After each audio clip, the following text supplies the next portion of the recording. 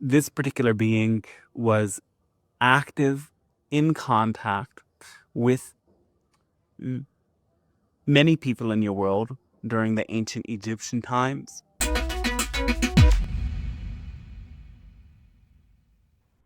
Hello. Previously, we've asked who is Bashar, and I wanted to continue this theme. Who is Abraham?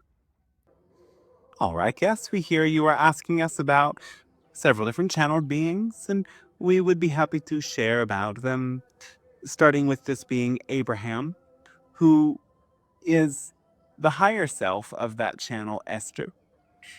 And a higher self is a multidimensional expression of that being's connection with the source. And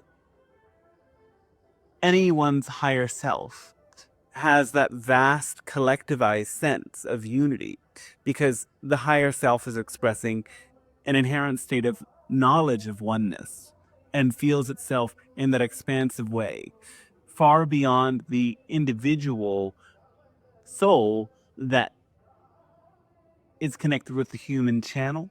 The higher self knows all of the present, past, future, and parallel incarnations of that soul, the oversoul connections, as we sometimes call it. And so Abraham has this collectivized sense of itself.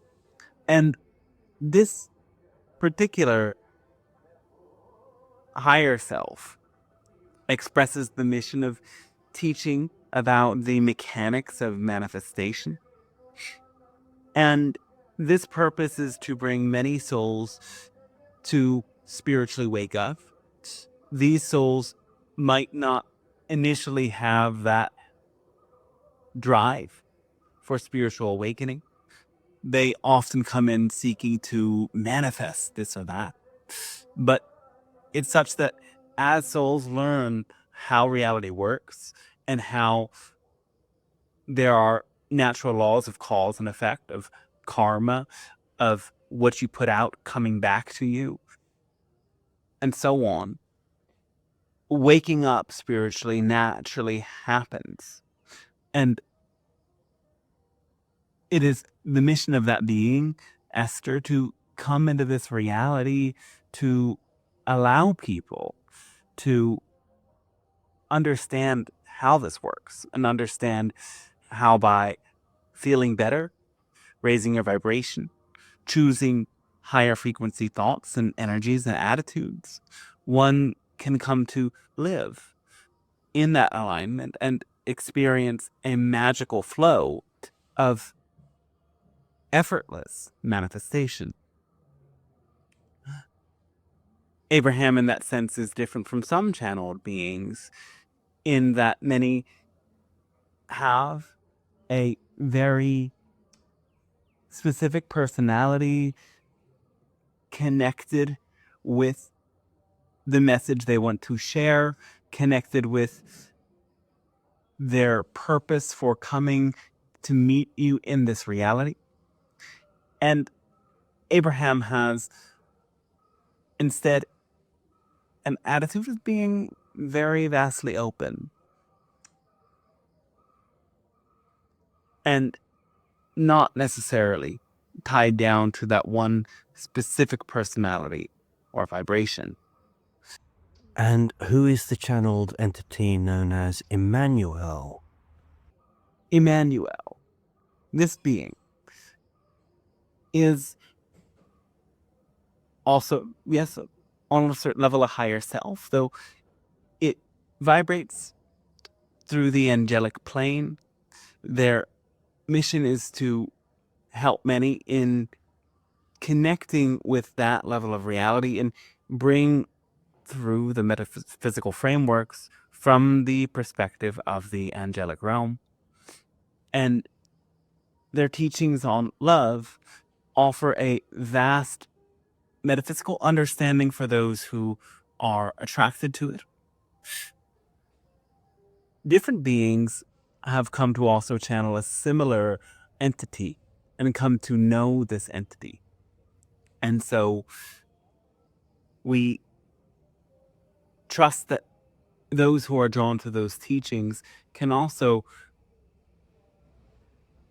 find a resonance with that being and learn from them on metaphysical planes, if that is something that you would choose to do.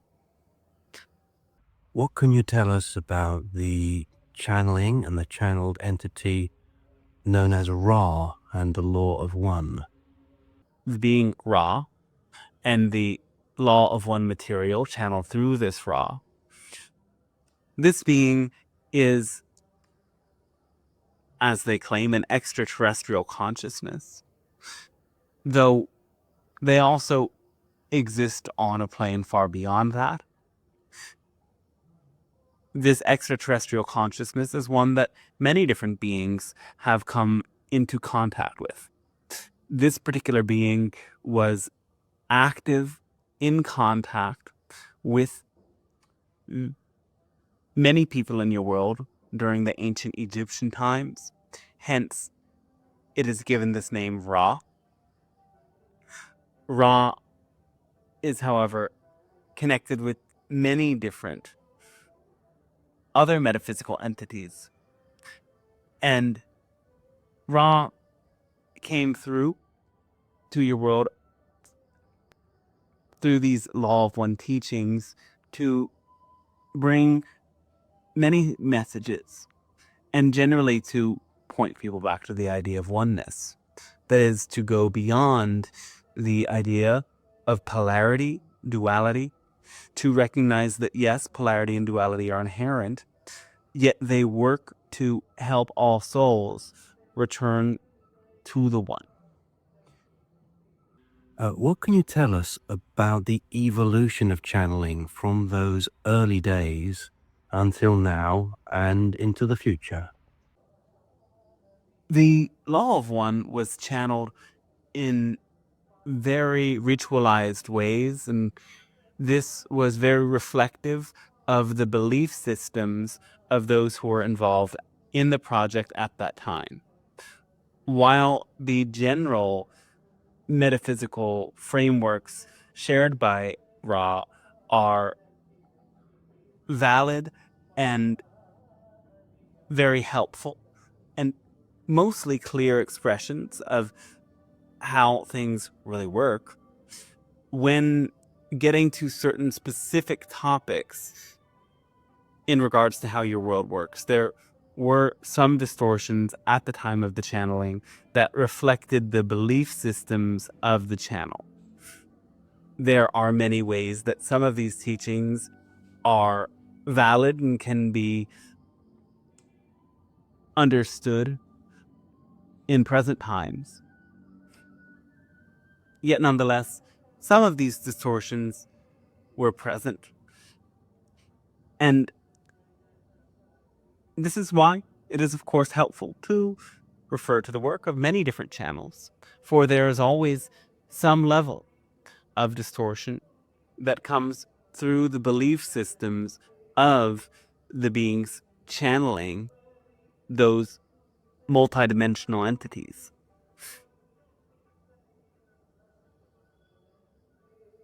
Some are more adept at the channeling process than others, but to be deeper in a trance is not to say that one is more accurate as a channel. It means that, in a way, yes, people go into a more complete state of surrender during the channeling process, though in whatever state of consciousness one is in, one's belief systems still play a role in distorting the information to a certain extent. Such is the case with dreams, after all. You are unconscious. You are totally surrendered to the process up until the point that you have a lucid dream. But all of these dreams, including lucid dreams, do reflect the workings of your own subconscious mind and the belief systems that are present within it.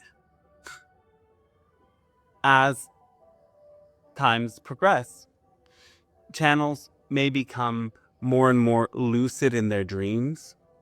That is to say, there might be less of a necessity for there to be a complete and total trance in order for channeling to be present. There will be more people that live a daily life with both perception of the physical world and the metaphysical realities, the higher dimensional levels of reality playing out simultaneously. And this is a state that many, many people will live in when your planet really crosses the threshold and enters into a new experience. Some describe this as the fifth dimension. The law of one materials talks about the fourth density. And yes, the teachings describing the different densities are quite accurate, and that's something that can be very helpful to understand from those specific teachings. So know that as times progress, channeling and the way that you experience your connection with many different beings on the other side will both deepen and will transform. So enjoy the process, enjoy the journey, and always take what resonates and continue to question what may not resonate, suspending your disbelief, but not necessarily applying it in your life, noting it down for later, for the point that at which perhaps it does come to then resonate more. Okay, thanks to you, and we wish you a fantastic rest of your day then.